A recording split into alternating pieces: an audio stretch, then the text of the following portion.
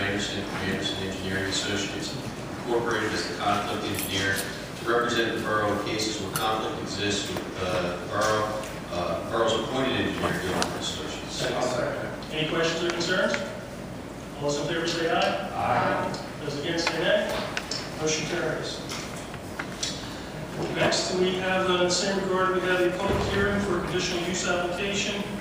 Become a holding at the Dunkin Donuts on the east end of town. Nate, will you take over, please? The public hearing is open on conditional use for tax map parcel 33-16-34, which is the applicant Become Holdings LLC. The applicant has two applications pending before the borough currently for zoning relief. One application for dimensional and bulk zoning requirements, which is currently pending before the borough zoning hearing. This application tonight is for the conditional use only, which is for the drive-thru use. So these are two separate applications for the same site. The applicant has elected at their choice to pursue both concurrently.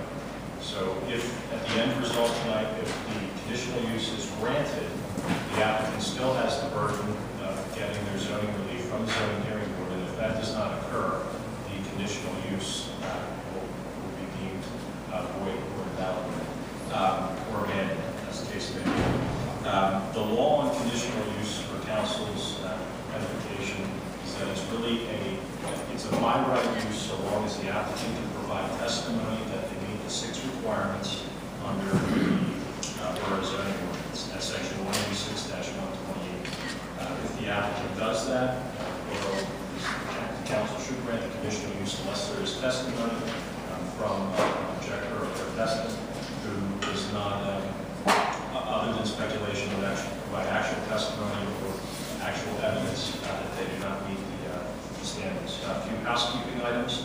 We have some exhibits for the borough, which are marked. Exhibit B1 will be Become Holdings LLC's conditional use application dated February 18th, 2014, which includes 3 pages of plans prepared by Gilmore and Associates. Exhibit B2 are the certifications of mailing to the surrounding property owners as required by the zoning ordinance. B3 will be the conditional use hearing notice and certification of publication. This was published in the Daily Intelligencer. B4 is the posting certification by Brandon McKeever, verifying that the property was posted for the conditional use in a conspicuous place as required by the borough zoning ordinance. And B5 is a written summary from the Borough Planning Commission advising that the Planning Commission on a 5-1 vote recommended approval of the conditional use application. Before we turn over to testimony from the presentation of testimony from the applicant, the Borough Council may at any time ask questions of the applicant. For members of the public, every member of the public will have an opportunity to ask questions. At the conclusion of the applicant's testimony, I will ask if anybody wants party status. Party status requires you to be sworn in and gives you the opportunity to cross-examine. So I'll ask that up front, but gives you the opportunity to cross-examine witnesses, and you have to meet certain requirements in order to get party status. Your property has to be in close proximity to the property at issue, and we can go through some questions if anybody's interested. But what that does, it gives you the opportunity to cross-examine witnesses, ask questions, and then take an appeal if you so desire to do. Before you turn it over, does anybody on the council have any questions?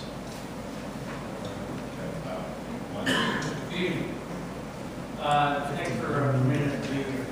Let me give you a little bit more of a backdrop because I think it's important to have just a bit more information about what brings us here tonight. So I would note that this has already garnered a serious amount of attention from members of the Borough Council, and we appreciate that kind of involvement because that's just doing the job, and we appreciate it. As I said to the Planning Commission last week and the Zoning Hearing Board the week before, this is about one step along the way. And as you already heard from your solicitor, it's a complicated process, even more so than you may have up to this point. We've already sketched this plan with PennDOT, taken it to them for some feedback. We've, as you've been told, already taken it to the Zoning Hearing Board. They intend to render their decision on March 24th, I understand. At least we hope that's the case. And as Mr. Fox told you, the Planning Commission by 5-1 vote last Wednesday night approved the application conditional upon the applicant satisfactorily complying with the zoning ordinances, except for the variances that were requested and sound principles of planning. Now that last issue is really important because the only reason we're here tonight for conditional use hearing is to satisfy the requirement of the ordinance that when you want to drive through facility in Perkasie, that portion of the drive-thru must come before Borough Council as an initial matter. And that makes it a little bit complex and difficult for the applicant because, for instance, this plan has not gone through a full plan review by your engineer. This plan has not been sent to the Bucks County Planning Commission for a full review and comment. So I'm assuming that a number of the issues that are going to come up tonight that came up in the zoning hearing board will be addressed if we're lucky and fortunate enough to get to the planning stage, the land development stage. Now the reason that's important is twofold. As I just said, you don't have the full review, don't have all the questions you might have answered. But secondly, you have 2 more bites at this apple if we're successful tonight. This needs to come back before the Planning Commission, back before Borough Council, after PennDOT got its teeth into it, after you had those full reviews, and after some of the tougher questions about the area and the full plan are addressed by your consultants, your experts. So it's a little bit out of the ordinary, because when Borough Council typically reviews a plan, it's been through that full plan review at the planning stage by both the county and your planning consultant. I guess in a sense that puts us both at a little bit of a disadvantage because we have this microcosm of the plan before you tonight by virtue of Perkasie's ordinance. So even though we're going to drill down and focus on the drive-thru, we know there will be larger questions and maybe even issues and concerns and conditions that could attach to this application. Because we've not been through the full review process, I'm just going to beg your indulgence that some of these issues will necessarily need to be fleshed out. For instance, I will assume there will be questions, concerns, comments about egress and traffic in the intersection. Well, anybody in this room that's had any relationship with PennDOT realizes the power that they hold over this entire process. And we are constrained to satisfy their legitimate desires and conditions at the end of the process once we start down that road. So, we can't tell you tonight where that will lead us in the planning process when we sit down with them in the sketch and the final plan approval process, once we, if we get that far. And I introduce this in this way because I just want you to appreciate a bit of the complexity of why we're here tonight. We're going to focus on the drive-thru. Some of the larger questions, as I said, we're going to beg your indulgence if we're fortunate to get that far. We will address with your consultants all areas of legitimate concern. So with that, Mr. Fox identified that we'll be attempting tonight to satisfy the provisions of Section 128 of the zoning ordinance, which requires us to prove to your satisfaction that it's in compliance with the comp plan, in the best interest of the community, suitable for the property in question, in conformance with the applicable requirements of the chapter, suitable in terms of effect for access and effect on the highway in accordance with sound standards and subdivision. That's our burden of proof tonight, as Mr. Fox told you. It's a permitted use as long as we can satisfy the conditions of the ordinance. So with that, I call my first witness, the engineer for the project. And before we do that, may I ask anybody in the audience if they would like to see party status this evening? So can you just come up and state your name for the record? I want to do also. And before, where do you live? Adjacent to the property, certainly any type of party status? It's full name for the record. Full name for the record, sir?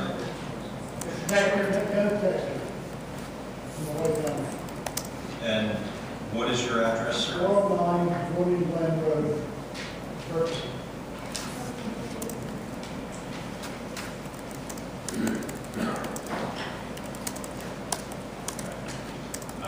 Next. Bob Mayuro, M-A-I-U-R-O. And I'm at 405 Blooming Glen Road, right on the other side of the okay. My wife's name is Cheryl, C-H-E-R-Y-L.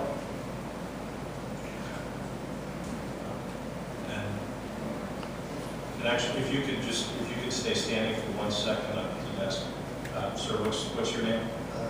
Ken Weber, 401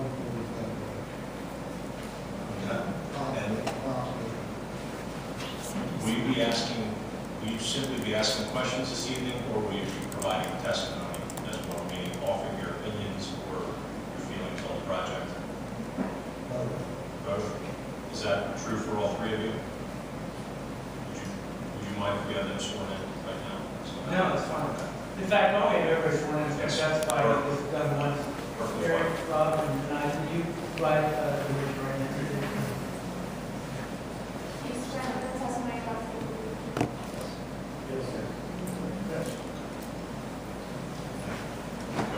We'll have the applicant present their testimony, and at the conclusion of their testimony, we'll offer you, three gentlemen, an opportunity if you want to ask some questions, and we'll cover that as best we can. Is that acceptable, applicant? Very good. Thank you. Mr. Craig, do me a favor, point your microphone in so everybody can hear you. Pull it towards you. That's it. Thanks. Can everybody hear me now? Sorry. Okay. First witness, Mr. Fox? Okay, I'd like to call her in place, project engineer. And do you want me to work my exhibits A through where I get to? A's great, Dunkin. Name this place. How are you doing? Okay.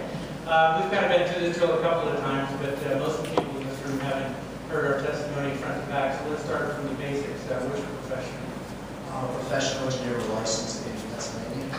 And where do you work? I work for Gilmore Associates. For how long have you been there? 8 years.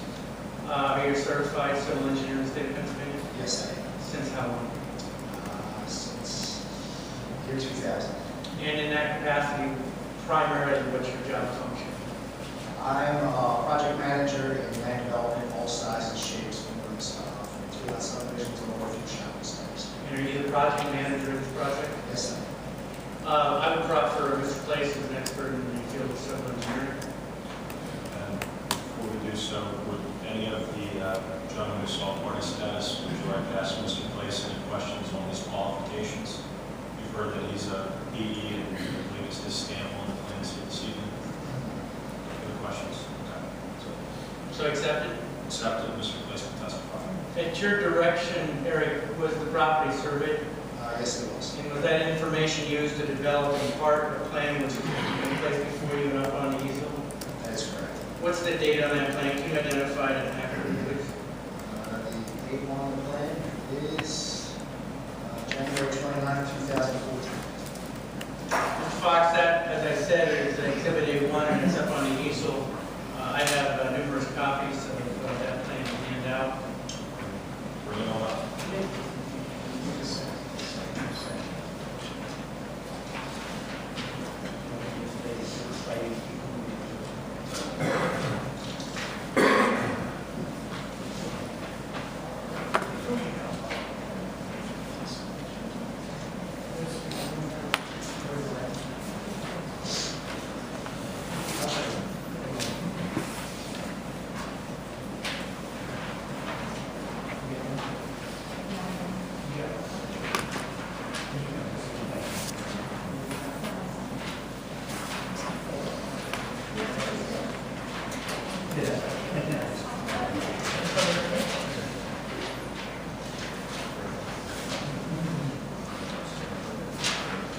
Eric, just to save a little time, would you orient the Borough Council and members of the audience? Most people know what this is, but I don't want to just assume that. Tell us exactly what the parcel is in the borough. The parcel lies on the northeast side of the intersection of West Blooming Glen Road and North 5th Street. There's an existing office building there. And formerly housing the doctor's office, is that correct? That is correct. And dentist office and a user, is that correct? There were 2 uses. And across the street's the CVS, That's correct. and it abuts a residential property, Mr. Texas property at the rear. That is correct. And the school district maintenance offices on the side towards East Rockville. and then across the street, I believe, is the orthodontist office, is that correct? That is correct. So you had the lot surveyed. What size lot is it? It's a little bit over a half acre. It's 0.6 acres now. And in Exhibit A1, I believe this shows the existing building on the parcel, is that correct? I'm not talking about existing features, but I just want to identify for Borough Council, what about A1 is consistent with what's there now? Okay. A1 does show the proposed building, but the proposed building is being utilized, and the majority of the existing parking lot is being utilized. So what's the size of the proposed building on the lot? Just over 3,000 square feet. The exact dimension is 3,090 square feet. You know, I'm going to start asking you about differences as we go along, so I'm going to mark for identification the existing features plan as A2, which I believe you also prepared. That's correct. You have that in front of you, you need Yes, sir.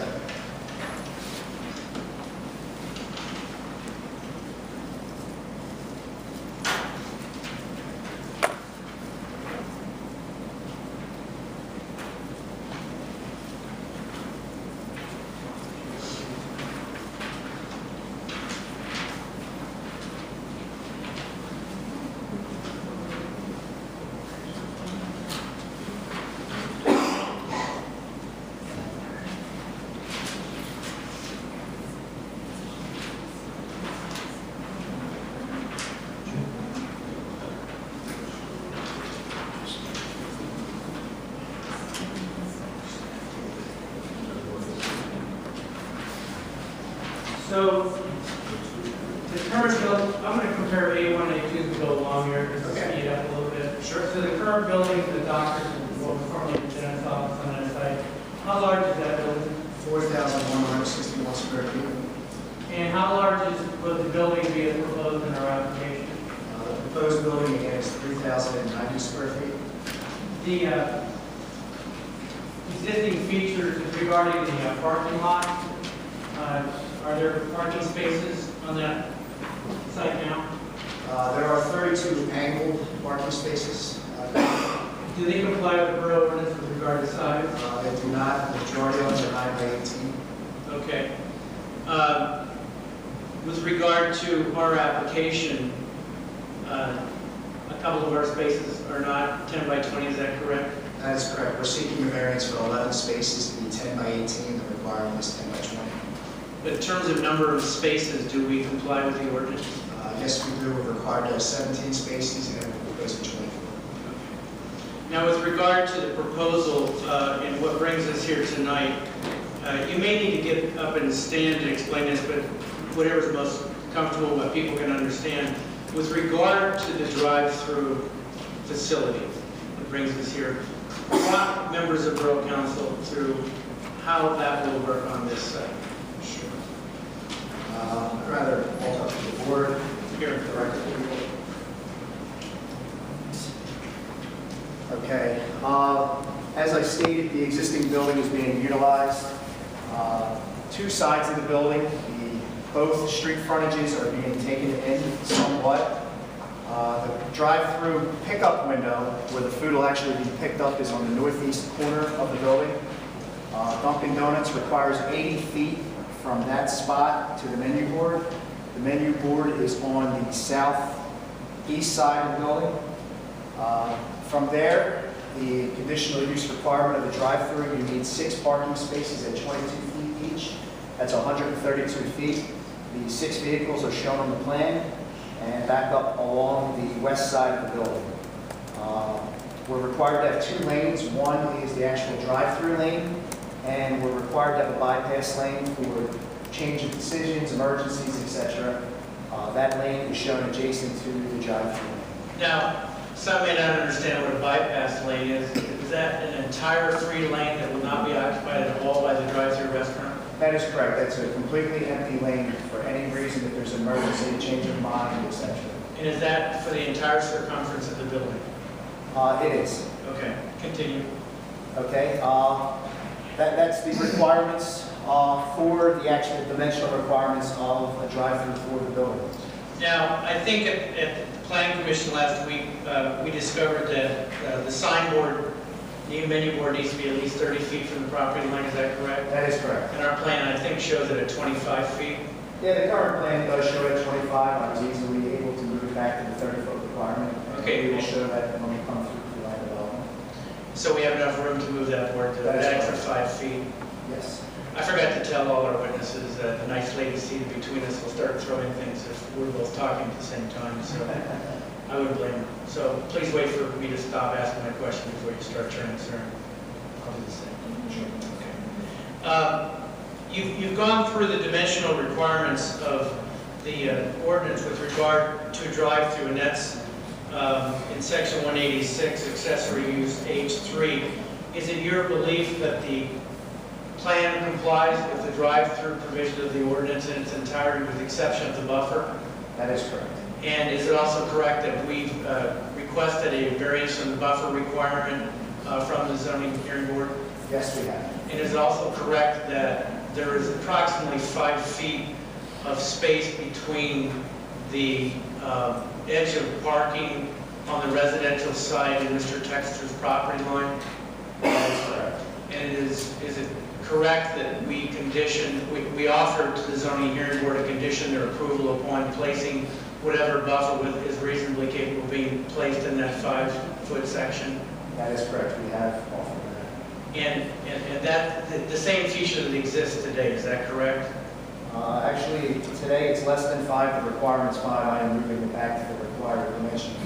So you're decreasing that nonconformity. That's correct. And I believe there's a row of arborvitae on Mr. Texter property, is that correct? There are a row of vegetation along the property.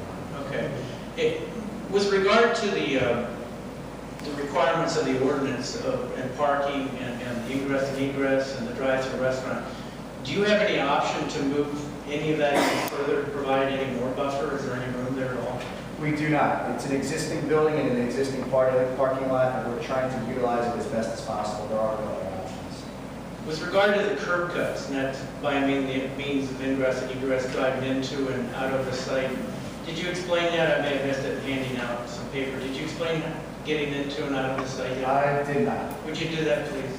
Okay, the access points on the site that exist today, there's an entrance from North 5th Street and an exit on West Blooming Glen Road. We're converting both access points to be in and out, ingress and egress. So to be a little bit more clear, you can enter and leave from either street. Now, the placement of those curb cuts, are they precisely where they exist today? Yes, they are. And will they be somehow enhanced to allow for instance, truck delivery traffic? Will they be changed? Yes, they will. They'll be widened somewhat to adjust for traffic and ordinance requirements of 24 feet wide. And I think you also explained to both planning and zoning hearing board the change in the radius on the driveways. Yes, the radius will be adjusted for truck traffic for deliveries. And I believe that came about as a concern regarding trucks standing in the roadway trying to get in or not being able to get in or needing to back out into or staying on the road. Is that correct? That is correct. We will be providing truck turning diagrams during the land development process to show the trucks can move, enter, and leave the site. In your opinion as an engineer, should that allay a fear over standing traffic of trucks on the roads trying to get in and out of the site? I don't think there should be any fear. Will the site hold a 18-wheeler for purposes of delivery? Easily. Okay. We'll talk to Mr. Patel about when and how that happens.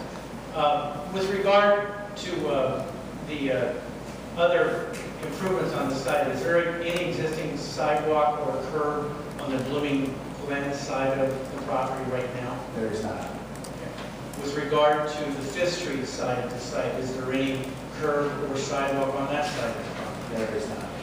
Okay. Is there room for sidewalk? Okay, there may be curb. I see the hands going up. There may be curb, but there is not sidewalk. Okay. To provide for the drive-through. There's sidewalk on Walnut. Just have a word. Once Mr. Clace is done his testimony, the folks who have sought party status will have an opportunity to cross-examine him. Anything you feel that is incorrect, you do not agree with, you'll have every opportunity to cross-examine him, ask questions, and those will be placed on the record. So I guess that's something we keep in an orderly fashion. Greatly appreciate it. Sorry to interrupt. Thank you. Mike, Let's I'll back up a correct step. Let's Yeah. talk about curb a second, I think. Got some curb out there? There is curb and sidewalk on North Fifth Street. I didn't have the existing features planned out. Okay. So there's curb and sidewalk on that side of the property, but no curb and sidewalk on the Blooming Glen side? That is correct. Is there room for sidewalk on the Blooming Glen side with the other improvements we're required to put on the side? Yes, there is room. Okay. In terms of the existing features as shown on A2, are there any other changes to the property envisioned by the application that we need to identify for members of Borough Council? Pervious surface approximately the same, buildings 1,000 feet smaller. How about the parking space configuration area? We are revising the parking from being angular parking to being perpendicular. And we are converting 13 of the spaces to meet the ordinance requirement of 10 by 20. As I spoke earlier, the parking on site today is 9 by 18. So we will be having 13 spaces meet the ordinance requirement. 11 spaces we are seeking a variance for to make them 2 feet short, but the width of the parking spot meets the requirement of the ordinance of 10 feet. Is that 2-foot difference something you find in other ordinances as being acceptable in other places at times? Yes, that's correct. So in your opinion, is a 9 by 18 or 10 by 18 spot sufficient size to hold the traffic for this project? Yes, it is. Any other differences from the existing features that we've yet identified for members of the Borough Council? No, there's not. The relief necessary on the plan, and I don't know if you can read your typing up there, but I just want to make the Borough Council aware of not only the pendency of the zoning application, but the content. And we understand any action by Borough Council would certainly be conditional upon successful approval of that application. But what are those requests for variances from the zoning hearing? Okay. We're asking for a variance from section 186-18C16G. And that's a variance to request, instead of 3 proposed uses, we're proposing only 2. We're requesting a variance from section 186-20. And that's the requirement to have a 2-acre site. As I said earlier, our site is slightly over a half an acre. We're requesting variances from the front yard setbacks. They're non-conforming today. We're actually decreasing the non-conformities. So to say that more clearly, we're pulling the building further back from the roads. We're asking for variance from section 186-70A, and that's the variance for the 11 parking spaces to be 10 by 18 rather than 10 by 20. And the last variance is from section 186-54, and that's the variance from buffering, which again is an existing non-conforming. And I would just highlight that last comment for members of Borough Council. Those last 3 requests for variances are in the alternative, and that is I've requested of the Home Zoning Hearing Board to determine buffering, parking, setbacks are all pre-existing non-conformities that are grandfathered and don't need variance relief. They just need to be acknowledged as non-conforming.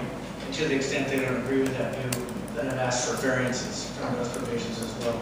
So in total, 5 areas of the ordinance that we're seeking help from the Zoning Hearing Board on. Is that correct? That is correct. With regard to planning, and you told us you were a planner professionally, are there any alternatives to this layout to redesign and adaptively reuse the site? Can you reconfigure that ingress and egress and drive-through restaurant plan? To utilize the existing site as best as possible, there are no changes because of the ordinance requirements of dimensioning of the site. The site as exists, there's an existing building in the center of the site. We have parking along the 2 sides. The applicant would like to utilize that as much as possible, and with the dimensional requirements of the ordinance, there is no other way to design or organize the site in a better way. So we couldn't take the traffic around another direction, reverse the flow, for instance? Oh, the flow is both directions proposed. So no. I mean for the drive-through part here. No, because of the way a Dunkin Donuts is set up, the drive-through has to be in that alignment. Stacking's a big concern there, isn't it? Stacking is an ordinance requirement for 132 feet, and we meet that requirement. That's a huge concern. And I believe Dunkin Corporate also has a requirement with regard to stacking. That is correct. As I said earlier, Dunkin has an 80-foot requirement from the pickup window to the main